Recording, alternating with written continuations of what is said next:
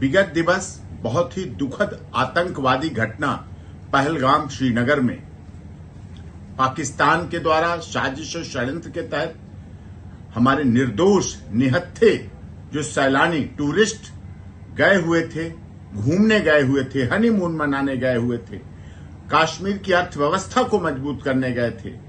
और वहां पर दुखद घटना हुई जिस संबंध में सीमा अपनी बेटी और खुद बीमार होने की वजह से अस्पताल में होने के बावजूद बहुत दुखी हुई, बहुत परेशान हुई, क्योंकि सीमा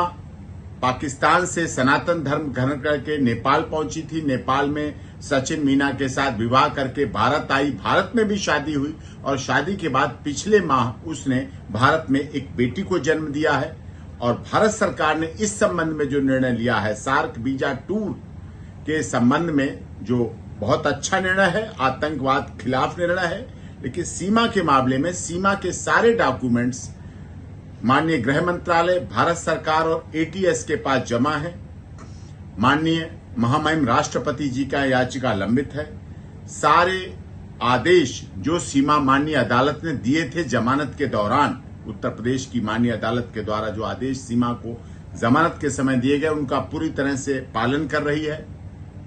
उसी आदेश के अनुसार अपनी ससुराल में रबुपुरा में रह रही है, कानून में विश्वास रख रही है। पूरी तरह से भारत सरकार,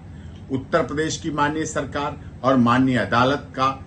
पूरी तरह से अक्षरशः पालन कर रही है और इसी तरह इस विश्वास के साथ कि पूरे आदेशों का भविष्य में भी पालन करती रहेगी। वो स्वयं इस घटना से दुखी है, अपने बच्चों के साथ है,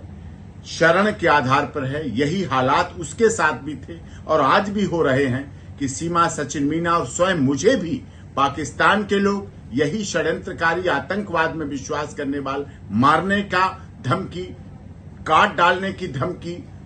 टुकड़े कर देने की धमकी, बर्बाद करने की धमकी मुझे और सीमा के परिवार और बच्चों को लगातार दी जा रही है, सोशल मीडिया के द्वारा भी दी जा रही है और इस संबंध में भी आगे कार्रवाई की मांग भी समय समय पर की गई है। लेकिन हम लोग सीमा, सचिन मीना और वो पूरी तरह से भारत सरकार, उत्तर प्रदेश सरकार,